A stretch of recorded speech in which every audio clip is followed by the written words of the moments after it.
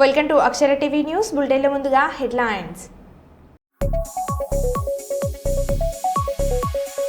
వందే భారత్ రైల్లో సిగరెట్ తాగిన ఒక వ్యక్తి, టీసీని నిలదీసిన ప్రయాణికులు. జమ్మూ కాశ్మీర్ను కప్పేసిన మంచు దుప్పటి.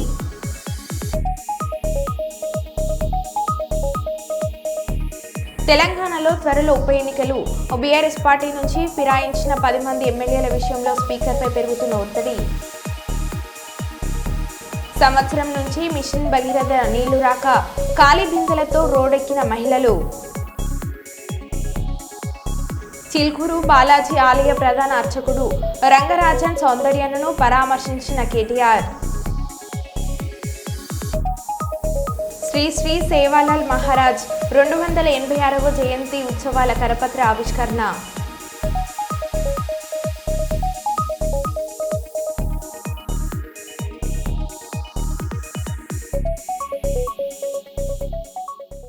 ఇక వివరాల్లోకి వెళ్తే, జగిత్యాల జిల్లా కొడిమ్యాల మండలం నల్లగొండ లక్ష్మీ నరసింహస్వామి బ్రహ్మోత్సవాలలో భాగంగా సోమవారం రోజు స్వామివారి కళ్యాణ మహోత్సవము అంగరంగ వైభవంగా నిర్వహించారు. ముందుగా ఆలయ పండితులు, అధికారులు స్వామివారిని కమన్ నుండి కళ్యాణ వేదిక వరకు ఆనందోత్సవాలతో ఎదుర్కొని వచ్చి కళ్యాణ వేదికపై ఉంచి భక్తులు గోవింద నామస్వరాలు ధ్వనించగా అధిక జనవాహిని తిలకించగా ఆలయ పండితులు స్వామివారి కళ్యాణాన్ని కన్నుల విందుగా జరిపించారు.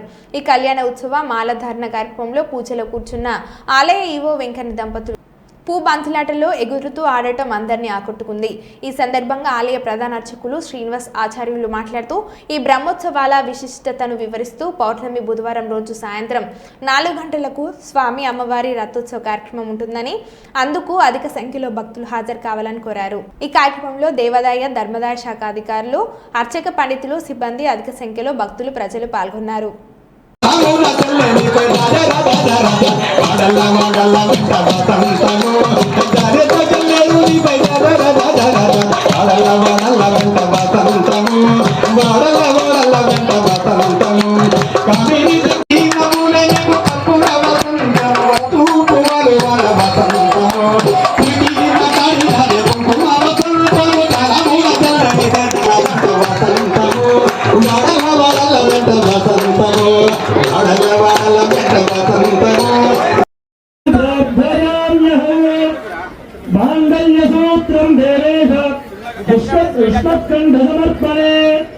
నియోజితోహం బధ్నామి గృహాణ పరమేశ్వరీ గోవింద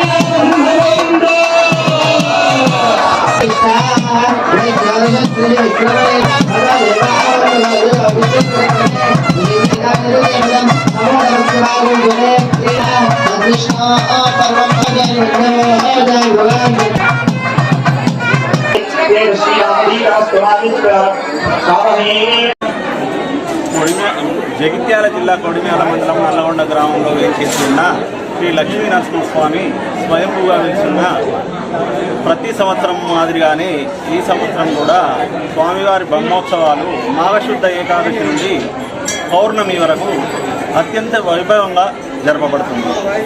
ఇందులో భాగంగా 3వ రోజు త్రయోదశి అనగా ఈరోజు స్వామివారి కళ్యాణం జరిగింది. అత్యంత వైభవంగా జరిగింది. రేపు ఉదయము స్వామివారి అశ్వవాహన సేవ ఉంది. సాయంత్రము గజవాహన సేవ. ఎల్లుండి పౌర్ణమి రోజు స్వామివారి ఉదయము స్వామివారి రథంపై వేంచేసి ఉన్నారు. తర్వాత సాయంకాలము రథోత్సవం జరపబడుతుంది. ఇందుకు భక్తులు కూడా అధిక సంఖ్యలో వేంచేసి స్వామివారి పాత్ర కృప కావాల్సిందిగా కోరుతుంది. మరియు మనకు 12వ తేదీ ఉదయం స్వామివారి యొక్క జాతర మహాజాతర ప్రారంభమై సాయంత్రం 4 గంటలకు స్వామివారి రథం కూడా జరుగుతుంది. భద్రాద్రి కొత్తగూడెం జిల్లా చెర్ల మండలం చిన్నాపురం గ్రామంలో ఉన్న సిఆర్పీఎఫ్ 81వ బెటాలియన్ క్యాంపు ఆధ్వర్యంలో సివిక్ యాక్షన్ ప్రోగ్రాంలో నిరుద్యోగ యువతీ యువకులకు డ్రైవింగ్ పుట్టగొడుగుల పెంపకం కార్యక్రమాన్ని ప్రారంభించిన CRPF 81 battalion deputy commandant Santosh Chauhan ఇటు కార్యక్రమానికి చిన్నాపురం క్యాంప్ ఇన్ఛార్జ్ సురేష్ అధ్యక్షతన వహించారు. ఈ సభలో డిప్యూటీ కమాండెంట్ సంతోష్ చౌహాన్ మాట్లాడుతూ గ్రామాలలో ఉంటున్న నిరుద్యోగ యువతీ యువకులు తమ కాళ్లపై తాము నిలబడడం కోసం తమ వంతు సహకారం ఎల్లప్పుడూ ఉంటుందని తెలిపారు. ఈ కార్యక్రమంలో చంద్రగొండ ఎస్ఐ శివరామకృష్ణ, సిఆర్పీఎఫ్ 81వ బెటాలియన్ సిబ్బంది మరియు గిరిజన యువతీ యువకులు తదితరులు పాల్గొన్నారు. చాలా ముఖ్యమైన ఉపాధి అది. ప్రభుత్వం వెనుకబడిన తరగతుల వాళ్ళని ముందుకు నడిపించాలనే ఉద్దేశంతో, ఇక్కడ అభివృద్ధి సాధించాలి అన్న ఉద్దేశంతో క్యాంపులు పెట్టి మిమ్మల్ని వెనుకబాటుతనం నుంచి ముందుకు నడిపించాలనే ధ్యేయంతో ఎక్కడో మారుమూల పల్లెటూళ్ళను కూడా అభివృద్ధి చెందితేనే దేశం అభివృద్ధి చెందుతుంది అన్న నినాదంతో ఈ యొక్క సివిక్ యాక్షన్ ప్రోగ్రామ్ అనే దాన్ని స్టార్ట్ చేయడం, అభివృద్ధి మాటలోకి నడిపించాలి అనేటువంటి కాన్సెప్ట్ తోటి ఈ రోజు ఇంత మంచి కార్యక్రమాన్ని నిర్వహిస్తున్నటువంటి చెన్నాపురం 81 బెటాలియన్ వారికి నా తరఫున ప్రత్యేక ధన్యవాదాలు తెలియజేస్తున్నాను. ఎందుకంటే ఇటువంటి కార్యక్రమాలు చాలా అద్భుతంగా నిర్వహిస్తూ ఉంటారు. ఈ ఇంటీరియర్ గ్రామాలలో మనకి మష్రూమ్ ఫార్మింగ్ అనేది చాలా తక్కువ అన్నమాట. ఇప్పుడు చిన్న చిన్న రూమ్స్లలో ఒక 20 ఫీట్స్ 40 ఫీట్స్ 30 ఫీట్స్ అంత చిన్న చిన్న రూములలో గృహిణులు ఇళ్లలో ఉండేవాళ్ళు సిటీస్ లో భర్తలు ఉద్యోగాలకు పోతే భార్యలు చిన్న చిన్న కంటైనర్స్ రూమ్స్ లో మష్రూమ్ ఫార్మింగ్ చేసి నెలకొచ్చేసరికి 30,000-40,000 సంపాదించి ఫార్మింగ్ చేసి బయటికి మనము సేల్ చేయగలిగితే కనుక దానికి మంచి లాభాలు ఉన్నాయి. ఈ మష్రూమ్ ఫార్మింగ్ ఒక 21 days లో దీనికి క్రాప్ వస్తుంది. 21 days తర్వాత మళ్ళీ 15-20 days లో మళ్ళీ క్రాప్ వస్తుంది. సో ఇది రెగ్యులర్ ఇన్కమ్. ఈ ఇన్కమ్ అనేది ఆగుతూ ఉండదు. మనం ఎంత చేసుకుంటే ఎంత చిన్నపిల్లలను ట్రీట్ చేసినట్టు చేయాలి. వాటిని మష్రూమ్ ఫార్మింగ్ డెలివరీ అయినప్పుడు కానీ పుట్టినప్పుడు కానీ మనము చొక్కలేసుకోకుండా లోపలికి వెళ్తామా? చొక్కలేసుకోకుండా వెళ్ళాం కదా. అట్లనే ఇది కూడా ఫార్మింగ్. ఇలాగే మా గ్రామాల్లో 9 గ్రామాలు ప్రతి సంవత్సరం ఇలాంటి ప్రోగ్రాం పెట్టడం కూడా నాకు సంతోషంగా ఉంది. ఈ ప్రోగ్రాం వల్ల మా విలేజెస్ వాళ్ళు కూడా చాలా మంది అభివృద్ధికి తోడ్పడతారని నేను అనుకుంటున్నా. ఈ మస్కూరు కొట్టగొడుగు లాంటి ఈ మన ఏరియాలో నేచురల్ గా దొరికటి ఇప్పుడు మన ఏరియాలో కూడా ఇప్పుడు దొరకటం కష్టం అవుతాను. దీన్ని మనం కృత్రిమ గర్భధారణ ద్వారా మనమే తయారు చేసుకొని మన ఏరియా వాళ్ళకు అభివృద్ధికి తోడ్పడుతుందని మన విలేజెస్ లో వాళ్ళకు ఇలాంటి ప్రోగ్రాం పెట్టి మన ద్వారా వీటిని అభివృద్ధి చేద్దామని సార్ వాళ్ళు కూడా ఈ ప్రోగ్రాం మంచిగా పెట్టిండు. आज उपस्थित हमारे बीच नहीं है, उनको कहीं जाना पड़ गया अर्जेंटली, तो उनके मार्गदर्शन में चिन्नापुरम कैंप के जो आसपास के ग्रामीण इलाके हैं, यहाँ पर हम लोगों ने सिविक एक्शन प्रोग्राम के तहत 2 प्रोग्राम चलाने का इस वर्ष निर्णय लिया है. इसमें जितने भी ग्रामीण युवक हैं या जहाँ भी हमारे शहरों में युवक हैं, उनको आत्मनिर्भर बनाया जाए. जब हम आत्मनिर्भर की बात करते हैं तो उसके जरूरी है कि हमको एक कोई ना कोई स्किल्ड काम आना चाहिए.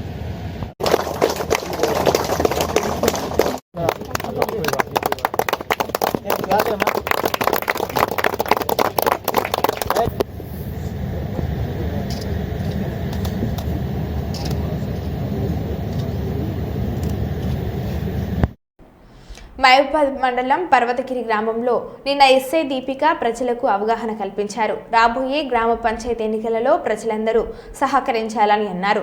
ఎన్నికలు జరిగేటప్పుడు ఎలాంటి అవాంఛనీయ సంఘటనలు జరగకుండా, గొడవలు జరగకుండా గ్రామంలో చూసుకోవాలని తెలిపారు. ఎన్నికలలో గొడవలు పెట్టుకుంటే అప్పుడు అయ్యే కేసులతో చాలా ఇబ్బందులు పడతారని అన్నారు. ప్రతి ఒక్కరూ ఒప్పుకోతోని ఉండాలని తెలిపారు. ఎలక్షన్లకు సంబంధించి మీటింగ్ పెట్టి మీకు అంటే ఎలక్షన్లు మంచిగా ప్రశాంతంగా జరగాలంటే మీకు మాకు మధ్య కోఆర్డినేషన్ ఉండాలి, గొడవలు జరగకుండా ఉంటాయి. ఆ ఎలక్షన్స్ రోజు ప్రతి ఊర్లో మన మండలంలో అంతటా ఎలక్షన్స్ జరుగుతాయి కాబట్టి బందోబస్తు కూడా తక్కువ ఉంటే దాన్ని అర్థం చేసుకొని మీరు సహకరిస్తే ఎటువంటి కేసులు కావు. చిన్న చిన్న విషయాల దగ్గరనే క్యూ లైన్ ఉందనుకోండి, ఒక ఎవరైనా గర్భిణీలు కానీ లేకుంటే పెద్ద మనుషులు కానీ పోయిందంటే పోతే పోనీయండి. మన గ్రామ పంచాయతీలు ఎన్ని ఓట్లు ఉంటాయి? ఒక 1000 ఉంటాయా? 500 ఓట్లు ఉంటాయి. అంటే అందరు లైన్ లో నిల్చొని ఒకటేసారి అందరు ఒక టైంకి పోరు. పొద్దున 7 గంటల నుంచి మధ్యాహ్నం 1 గంటల వరకు అవుతుంది. అందరు ఒకసారి వెళ్ళరు. ఒకవేళ వెళ్ళినా కూడా ఒక 2 గంటలలో అయిపోతుంది. మనకన్నా ఒక 4 ముందు పోయినా కూడా 5 నిమిషాలు 10 నిమిషాలు మాత్రమే లేట్ అవుతుంది. అదొకటి. ఇంకొకటి, ఫోన్ తీసుకుపోవద్దు అని మేము ఎంత చెప్పినా బయట చెక్ చేసినా కూడా మళ్ళీ తెలియకుండా మీరు తీసుకుపోయిందంటే మాకేం నష్టం లేదు, మేము కేసులు కట్టడానికి రెడీగా ఉంటాం. కానీ లోపల ప్రతి పోలింగ్ రూమ్లో సీసీ కెమెరాలు ఉంటాయి కాబట్టి సీసీ కెమెరాలో. తెలంగాణలో త్వరలో ఉప ఎన్నికలు. బీఆర్ఎస్ పార్టీ నుంచి ఫిరాయించిన 10 మంది ఎమ్మెల్యేల విషయంలో స్పీకర్పై పెరుగుతున్న ఒత్తిడి. పార్టీ ఫిరాయింపులపై ఆధారాలు సమర్పించిన బీఆర్ఎస్ నేతలు సుప్రీంకోర్టును ఆశ్రయించడంతో స్పీకర్ రీజనబుల్ టైం అంశంపై సుప్రీంకోర్టు ప్రశ్నలు. సుప్రీంకోర్టు జోక్యంతో తెలంగాణలో బీఆర్ఎస్ పార్టీ ఫిరాయించిన ఎమ్మెల్యేలపై అనర్హత వేటు పడే అవకాశం ఉంది. పార్టీ ఫిరాయింపుల నిరోధక చట్టం 1985లో స్పీకర్ నిర్ణయ అధికారానికి కాలపరిమితి లేకపోవడంతో పార్టీ ఫిరాయించిన ఎమ్మెల్యేలపై అనర్హత వేటు వేయమని అసెంబ్లీ స్పీకర్. పార్టీ మారి 10 నెలలు అయింది, ఇది రీజనబుల్ టైం కదా అని స్పీకర్ తరపు న్యాయవాదిని ప్రశ్నించిన సుప్రీంకోర్టు. ఫిబ్రవరి 18న తదుపరి విచారణ అయిన రీజనబుల్ టైంపై స్పీకర్ సుప్రీంకోర్టుకు స్పష్టత ఇస్తారా? గతంలో సుప్రీంకోర్టు జోక్యంతో అనేక రాష్ట్రాల్లో పార్టీ ఫిరాయించిన ఎమ్మెల్యేలపై చర్యలు తీసుకున్న స్పీకర్లు తెలంగాణలో పార్టీ ఫిరాయింపులకు పాల్పడిన ఎమ్మెల్యేలపై చర్యలకు స్పీకర్ను అడిగి నిర్ణయం చెప్తామన్న సీనియర్ న్యాయవాది ముకుల్ రోహత్గి ఇప్పటికే పార్టీ ఫిరాయించిన ఎమ్మెల్యేలకు నోటీసులు ఇచ్చిన స్పీకర్. బీఆర్ఎస్లో గెలిచిన పార్టీ ఫిరాయించిన ఎమ్మెల్యేలు కడియం శ్రీహరి, దానం నాగేందర్, తెల్ల వెంకట్రావు, గూడెం మహిపాల్ రెడ్డి, కాలే యాదయ్య, బండ్ల కృష్ణమోహన్ రెడ్డి, ప్రకాష్ గౌడ్, డాక్టర్ సంజయ్ కుమార్, అరిగెపూడి గాంధీ, పోచారం శ్రీనివాస్ రెడ్డి ప్రెస్ చేయడం జరిగింది. ఆల్రెడీ 3 months అన్నారు. మీరు ఇచ్చిన నోటీస్ ఏదైతే మీరు చెప్తున్నారో కోర్టుకి, ఆ రోజు నుంచి మీరు డిసైడ్ చేయాలి 3 months లో. That is the law. 10 months అయిపోయినాయి కాబట్టి మీరు 1 month లోపల ఇప్పుడు డిసైడ్ చేయాలి డే టు డే బేసిస్ మీద అని మా వాదన ఉండే. అండ్ 2 ఎమ్మెల్యేలకు అయితే అసలు అవసరం కూడా లేదు అడ్జుడికేషన్. ఎందుకంటే ఒక ఆయన కంటెస్ట్ చేశారు, ఇంకొక ఆయన వాళ్ళ డాక్టర్కి ప్రచారం చేశారు. సో వాళ్ళకి అసలు అడ్జుడికేషన్ కూడా అవసరం లేదు. It is an open and shut case. దేనికి వాళ్ళు టైం ఇవ్వలేమంటే జస్టిస్ గవయ్య గారి ధర్మస్థానం రేపే వాయిదా ఇస్తాం, మీరు ఆర్గ్యూ చేయండి, మేము డిసైడ్ చేస్తాం రీజనబుల్ టైం అంటే ఏంటో అని అన్నారు. దానికి గాను వాళ్ళు 3 రోజులు టైం ఇవ్వండి, మేము కౌంటర్ దాఖలు చేస్తాము, కౌంటర్ చేసిన తర్వాత మేము ఆర్గ్యుమెంట్ చేస్తామంటే ట్యూస్డేకి పోస్ట్ చేయడం జరిగింది. మా తరపున మేము కూడా చెప్పాము, హైయర్ ఆన్ ది బోర్డు పెట్టమని చెప్పాము. ఎందుకంటే అది బోర్డు కిందకి పోతే మళ్ళీ అదొక సాకుతో కేసు లిస్ట్ రీచ్ కాకుండా అవుతుంది. So hire on the board అని జడ్జి కూడా చెప్పారు. మోస్ట్ ఆఫ్ ది టాప్ 5 కేసెస్లో వస్తుంది అండ్ ఆ రోజు డిసైడ్ అవుతుంది ట్యూస్డే. అంటే స్పీకర్ పైన ఒత్తిడి పెరుగుతున్నట్టు సార్. సుప్రీంకోర్టు జోక్యంతో అనేక రాష్ట్రాల్లో స్పీకర్లు చర్యలు తీసుకున్న పరిస్థితి కూడా ఉంది అనర్హత వేటు అంశానికి సంబంధించి. ప్రాబ్లం అది స్పీకర్ ఇక్కడే కాదండి, అన్ని రాష్ట్రాలలో ఏ రాష్ట్రంలో ఇక్కడ కూడా మీరు గోవా ఎగ్జాంపుల్ తీసుకోండి. సుభాష్ దేశాయ్ 5 జడ్జిమెంట్ వచ్చిన తర్వాత కూడా మహారాష్ట్ర స్పీకర్ డెసిషన్ తీసుకోలేదు. తీసుకోకపోతేనే 2 సార్లు మళ్ళీ రిట్ పిటిషన్ ఫైల్ చేయడం జరిగింది. గోవా స్పీకర్ తీసుకోలేదు, వాళ్ళకు కూడా ఒక రిట్ పిటిషన్ అంటే ఆర్టికల్ 32 సుప్రీంకోర్టులో ఫైల్ చేయడం జరిగింది. అదే తరహాలో తెలంగాణ కూడా ఇప్పుడు అదే తరహాలో అవుతుంది. సో అందుకనే వాళ్ళు స్పీకర్ కి నిర్ణయం తీసుకోవాలని మాత్రం చెప్పగలదు, డిక్టేట్ చేయలేదు కదా స్పీకర్. అదే చెప్తున్నాను 3 judges ఆల్రెడీ డిఫైన్ చేశారు లాని. కేశం మేఘా చంద్రలో save and exceptional circumstances 3 months లో డిసైడ్ చేయాలని అన్నారు. ఇప్పుడు 10 months అయింది ఫైల్ చేసి. నోటీసులు ఎస్ఎల్పి సుప్రీంకోర్టుకు వచ్చిన తర్వాత ఇచ్చారు. అండ్ అది కూడా అడగడం జరిగింది, 10 నెలల్లో మీకు ఏమైనా స్టే ఉందా హైకోర్టులో, మీరు ఎందుకు విచారణ జరపలేదని. దానికి వాళ్ళ దగ్గర ఆన్సర్ లేదు. ఇప్పుడు ఈ ఏదైతే నోటీసుకు సంబంధించి వాళ్ళు ఏమన్నా ఎక్స్ప్లెనేషన్ ఇచ్చినట్టు ఏమైనా చెప్పారా కోర్టు? ఏం చెప్పలేదు. వాళ్ళు ఏమన్నారంటే మాకు వేరే పనులు కూడా ఉన్నాయి, స్పీకర్కి వేరే పనులు కూడా ఉంటాయంటే జడ్జెస్ కూడా సీరియస్ అయ్యారు. వేరే పనులు ఉన్నాయని చెప్పి ఈ పని చేయకపోవడం, ఇది పెండింగ్ పెట్టడం మాకు అర్థమవుతుంది, మీ వ్యూ ఏంటో, అందుకని మేమే డిసైడ్ చేస్తామని జడ్జెస్ వాళ్ళే డిసైడ్ చేస్తారు. ఇప్పుడు కోర్టే డిసైడ్ చేస్తుంది రీజనబుల్ టైం. ట్యూస్డే రోజు కేసు వస్తుంది, ట్యూస్డే రోజు విచారణ జరిపి ఆ రోజు రిజర్వ్ చేస్తారు. సుదీర్ఘంగా ఆర్గ్యుమెంట్స్ చేస్తారు ఇరు పక్షాలు, ఆ రోజే జడ్జిమెంట్ రిసీవ్ చేస్తారు. అండ్ ఇంకోటి మీరు అన్న క్వశ్చన్కి డిసైడ్ చేయలేరు, డైరెక్ట్ చేయలేరు అంటే స్పీకర్ జ్యుడిషియల్ ట్రిబ్యునల్ ఉన్నారు. Speaker will wear 2 hats. Legislative hat వేసుకుంటే తనకి అబ్సల్యూట్ ప్రివిలేజ్ ఉంటుంది, బికాస్ ఈజ్ అ లెజిస్లేటర్. ఇక్కడ జ్యుడిషియల్ క్యాప్ వేసుకున్నారు. సో ఆయనకి జ్యుడిషియల్లో he's normal like normal tribunal. ఒక ఎన్సీఎల్టీ ఎన్జిటీ ఎట్లనో సుప్రీంకోర్టు ఎట్లయితే డైరెక్షన్స్ ఇస్తుందో అలానే స్పీకర్ కూడా సుప్రీంకోర్టు డైరెక్షన్ ఇవ్వచ్చు. ఆ స్పీకర్ మాకు ఇమ్యూనిటీ ఉంది అనడం దట్ ఈస్ రాంగ్ ఆర్గ్యుమెంట్. నేను మళ్ళీ చెప్తున్నాను, అట్లీస్ట్ 6 కేసెస్లో సుప్రీంకోర్టు డైరెక్షన్స్ ఇచ్చింది స్పీకర్కి. జయంత్ పాటిల్, సునీల్ ప్రభు, గోవా, కేశం మేఘా చంద్ర, రాజేంద్ర సింగ్ రాణా అని జడ్జిమెంట్ ఉంది. దాంట్లో సుప్రీంకోర్టు స్పీకర్కి గడువు ఇచ్చినాక స్పీకర్ డిసైడ్ చేయకపోతే సుమోటోగా సుప్రీంకోర్టే డిసైడ్ చేసి వాళ్ళందరినీ డిస్క్వాలిఫై చేసింది ఎమ్మెల్యేలను, 13 మంది ఎమ్మెల్యేలను బీఎస్పీ వాళ్ళని.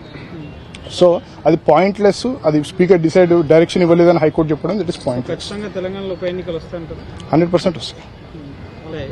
ఎప్పటి వరకు అది నేను చెప్పలేను. స్పీకర్ గారు ఎంత తొందరగా డిసైడ్ చేస్తే అంత తొందరగా వస్తాయి. Thank you. కొమ్రంభీం ఆసిఫాబాద్ జిల్లాలోని టీవీ, వీపీ మరియు సిహెచ్సి ఆసుపత్రులలో పనిచేస్తున్నటువంటి శానిటేషన్, పేషెంట్ కేర్, సెక్యూరిటీ విభాగాల్లో పనిచేస్తున్న సిబ్బంది యొక్క పెండింగ్లో ఉన్న 5 నెలల జీతాలు వెంటనే చెల్లించాలని డిమాండ్ చేస్తూ జిల్లా కలెక్టర్ కార్యాలయంలో ఏవో మధుకర్కు ఏఐటియుసి ఆధ్వర్యంలో వినతి పత్రం ఇవ్వడం జరిగింది. ఏఐటియుసి జిల్లా ప్రధాన కార్యదర్శి బోగే ఉపేందర్ మాట్లాడుతూ టీవీ, పీపీ జిల్లా పరిధిలోని ఆసుపత్రులు ఆసిఫాబాద్, కాగజ్ నగర్, సిర్పూర్, జెజ్నూర్, తిర్యాని, వాకిండి, జైనూర్లో పనిచేస్తున్న కార్మిక సిబ్బంది జీతాలు ప్రభుత్వం సంవత్సరానికి ఒకసారిలాగా ఇస్తుందని కాంట్రాక్ట్ అధికారులు తీవ్ర నిర్లక్ష్యం వహిస్తున్నారని ఆయన విమర్శించారు. ఈ కార్యక్రమంలో ఏఐటియుసి జిల్లా అధ్యక్షులు దివాకర్, కార్మికులు రజిత, పుష్ప, పద్మ, సాయి, నరేష్ తదితరులు పాల్గొన్నారు.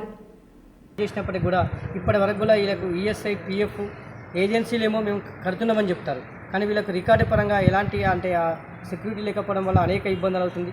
అలాగే వీళ్ళకు ఒక్కొక్కరికి 8 నెలల నుంచి కూడా జీతాలు లేవు. వీళ్ళ కుటుంబ పోషణ చాలా కష్టం అవుతుంది. ఈరోజు మరి కొమరంభీం జిల్లా కలెక్టర్ గారికి మెమోరాండం ఇచ్చినాం. ఇప్పటికైనా మంచిదే, రాష్ట్ర ప్రభుత్వం వెంటనే కాంట్రాక్టర్లకు బిల్లులు చెల్లించి, కాంట్రాక్టర్లు ఏమంటున్నారంటే మాకు ప్రభుత్వం గత 7-8 నెలల నుంచి బిల్లులు చెల్లించడం లేదు, మేము దానివల్లనే మా దగ్గర వనరులు లేకపోవడం వల్ల మేము జీతం ఇస్తలేమని కాంట్రాక్టర్లు చెప్తుంటారు. అలాగే మేము రాష్ట్ర ప్రభుత్వాన్ని ఒకటే డిమాండ్ చేసేది, ఏదైతే పెండింగ్లో ఉన్నటువంటి బిల్స్ కాంట్రాక్టర్లకు వెంటనే చెల్లించి ఈ నెల 20వ తారీఖులోపు వీళ్ళ జీతాలు చెల్లించకుంటే జిల్లా వ్యాప్తంగా అందరినీ కలుపుకొని నిరవధిక సమ్మెలోకి వెళ్తామని ఈ సందర్భంగా మరి రాష్ట్ర ప్రభుత్వానికి మేము తెలియజేస్తున్నాం. రాహుల్ గాంధీ వరంగల్ జిల్లా పర్యటన నేపథ్యంలో బీఆర్ఎస్ పార్టీ రాష్ట్ర సీనియర్ నాయకులు మరియు నర్సంపేట మాజీ శాసనసభ్యులు పెద్ది సుదర్శన్ రెడ్డి తెలంగాణ భవన్ నుండి రాహుల్ గాంధీకి సూటి ప్రశ్నలు. ఈరోజు తెలంగాణలో వరంగల్ కేంద్రంగా కాంగ్రెస్ అధినేత రాహుల్ గాంధీ పర్యటన ఉన్నట్టు పత్రికల్లో, మీడియాలో వార్తలు వచ్చినాయి. పోలీస్ బందోబస్తు అన్ని కూడా ఏర్పాటు చేసిన తర్వాత చివరి నిమిషంలో రద్దు ప్రకటన చేసింది కాంగ్రెస్ పార్టీ. తెలంగాణలో రాహుల్ గాంధీ అడుగుపెట్టే ధైర్యం లేదు. అందులో వరంగల్లో ఎక్కడైతే తమ హెలికాప్టరు మరి ల్యాండ్ అయ్యేటువంటి ప్లేస్ ఉందో, ఆర్ట్స్ కాలేజ్ గ్రౌండ్ హన్మకొండలో, అదే గ్రౌండ్ వేదిక చేసుకుని గత అసెంబ్లీ ఎన్నికల ముందట ఇదే రేవంత్ రెడ్డి గారు పిసిసి ప్రెసిడెంట్ గా ఉన్నప్పుడు తన అధ్యక్షత జరిగినటువంటి మీటింగ్ లో ఈ కాంగ్రెస్ అధినేతలు అందరూ కూడా వచ్చి అక్కడ రైతు డిక్లరేషన్ చెప్పి తెలంగాణ రైతాంగాన్ని మోసం చేసినటువంటి ప్రాంతం అది పౌరుషాల గడ్డ వరంగల్. కాబట్టి అడుగు పెట్టడానికి ధైర్యం చేయలేదు. అందులో రేవంత్ రెడ్డి ముఖ్యమంత్రిగా కూడా రాహుల్ గాంధీ వస్తే కూడా హాజరు కావద్దని హుకుం జారీ చేసి ఇక్కడ ఈ ప్రభుత్వం యొక్క పనితీరు, రేవంత్ రెడ్డి యొక్క వైఫల్యాలు, పథకాలలో ఉన్న అవకతవకలు, అన్ని రకాల అనుమానాలు, విశ్వాసం కోల్పోయినటువంటి కాంగ్రెస్ స్థితిని క్షేత్రస్థాయిలో ఓర్గల్లు వేదికగా అంచనా వేయడానికి ఒక రహస్య సమావేశం పెట్టుకుని ఈ తతంగం అంతా నడిపింది రాహుల్ గాంధీ బృందం. కానీ చివరగా అది రక్షణ ఉండదని చెప్పి బీఆర్ఎస్ శ్రేణుల నుంచి ముఖ్యంగా రైతులు ఈ మధ్య వరంగల్ జిల్లాలో అన్ని ప్రాంతాల్లో కూడా ఊరు వాడ రైతాంగ సమస్యల మీద కాంగ్రెస్ ప్రభుత్వాన్ని నిలదీస్తున్నారు. కాబట్టి ఆ ఫీడ్బ్యాక్ తీసుకుని రాహుల్ గాంధీ బృందం కాంగ్రెస్ పార్టీ ఈ పర్యటన రద్దు చేసింది. ధైర్యం లేదు. ఆనాడు అన్ని రైతాంగానికి పండుగ చేస్తామని చెప్పి నమ్మబలికినటువంటి రైతు భరోసా మోసమైంది, 12,000 వ్యవసాయ కూలీ మోసమైంది. ఆ తర్వాత బోనస్ అనే పేరు మీద బోగస్ మాటలు ఇచ్చారు. 2 నెలలైనా ధాన్యం ఎత్తి ఇప్పటి వరకు రైతుల ఖాతాలో బోనస్ డబ్బులు కూడా పడటం లేదు. రుణమాఫీ పూర్తి వైఫల్యమైంది. రుణమాఫీ దాదాపుగా 60% పైబడి రైతులు ఇంకా కూడా రుణమాఫీ కోసం ఎదురు చూస్తా ఉన్నారు. రాహుల్ గాంధీ పర్యటన మీడియాలో చూసినటువంటి రైతులు తిరుగుబాటు చేస్తారనేటువంటి ఒక భయంతోటే ఇలా రాహుల్ గాంధీ పర్యటన రద్దయింది. ఇది ముమ్మాటికి రేవంత్ రెడ్డి ప్రభుత్వం యొక్క లోటుపాట్లను, లొసుగులను, పబ్లిక్ నుంచి వచ్చే ఫీడ్బ్యాక్ ను, పథకాలు ఉన్నటువంటి లొసుగులను, వాళ్ళ మంత్రుల యొక్క, ముఖ్యమంత్రి యొక్క అవినీతిని అంచనా వేయడం కోసమే అంతర్గత సమీక్ష పెట్టారని చెప్పి ఇలా భావించడం జరుగుతా ఉన్నది. ఆంధ్రప్రదేశ్ ముఖ్యమంత్రి నారా చంద్రబాబు నాయుడు రాష్ట్ర ప్రజలను ఉద్దేశించి ప్రసంగించారు. రేపటికి కొత్త ప్రభుత్వం అధికారంలోకి వచ్చి 8 నెలలు అవుతుందని, గడిచిన 5 ఏళ్ల వైసీపీ పరిపాలనను ప్రజలు అంగీకరించలేదు కాబట్టి మనపై విశ్వాసం ఉంచి భారీ మద్దతు ఇచ్చారు. ప్రతిసారి ప్రభుత్వం ఏర్పాటు చేసినప్పుడల్లా ఏదో ఒక సవాల్ ఉంటుందని అన్నారు. అదే సమయంలో various times once in 20 days or 15 days cabinet meetings పెట్టుకుంటున్నాం. అజెండా విని చేస్తున్నాం, డిపార్ట్మెంట్స్ అన్ని రివ్యూ చేస్తున్నాం. అప్పుడప్పుడు కాంప్రహెన్సివ్ సమీక్షలు కూడా చేసుకుంటూ అందరం కూడా ఎఫెక్టివ్గా ఒక కోహెసివ్గా ముందుకు పోవడానికి ఇలాంటి కార్యక్రమాలు మనకు వస్తాయి. ఇక ఈ brain storming session, I can say it is a brain storming session and reorienting hour cells. ఏం చేయబోతాం క్లారిటీ రావడానికి సమావేశం పెట్టుకున్నాం. 8 నెలలుగా ఎగ్జాక్ట్గా నేను ఎవ్రీ అవర్ క్యాలిక్యులేట్ చేసుకుంటున్నాను. బై టుమారో 12వ తారీఖు నేను ప్రమాణ స్వీకారం చేసి 8 months అవుతుంది. కొత్త గవర్నమెంట్ వచ్చి 8 months అవుతుంది. ఇచ్చిన తీర్పు కూడా మీరు చూస్తే ఒక హిస్టారికల్ మ్యాండేట్ ఇచ్చారు. ఇటీవల కాలంలో ఎప్పుడు కూడా ఇలాంటి మ్యాండేట్ రాలేదు. 93% స్ట్రైక్ రేట్.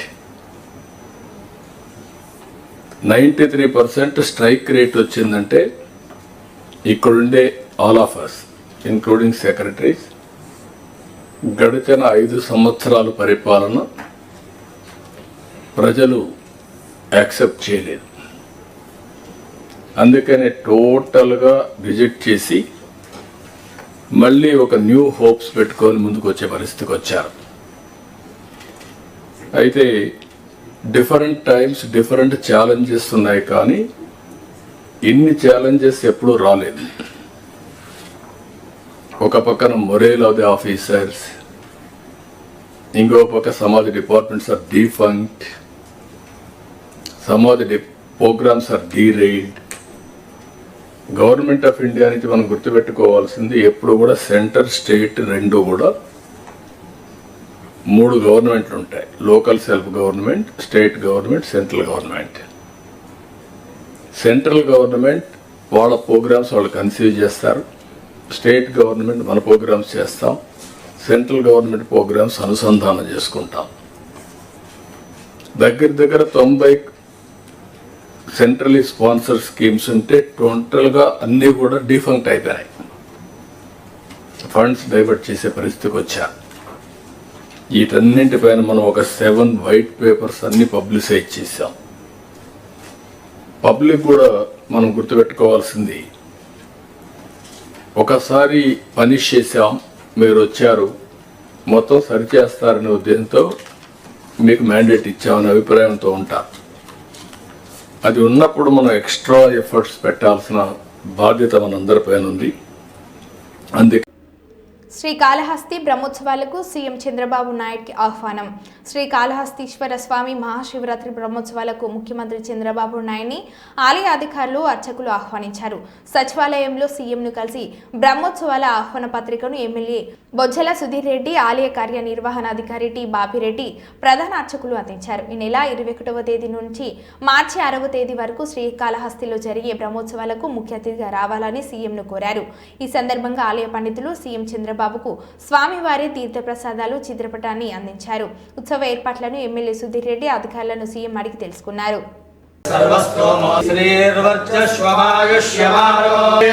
ధాన్యం ధనం పశుం బహుపుత్రాసవాసి భగవాన్ కాళహస్తీశ్వర శివ శ్రీ జ్ఞానేశ్వర స్వామినః పరిపూర్ణ అనుగ్రహ ప్రసాద సిద్ధిరస్తు తథాస్తు.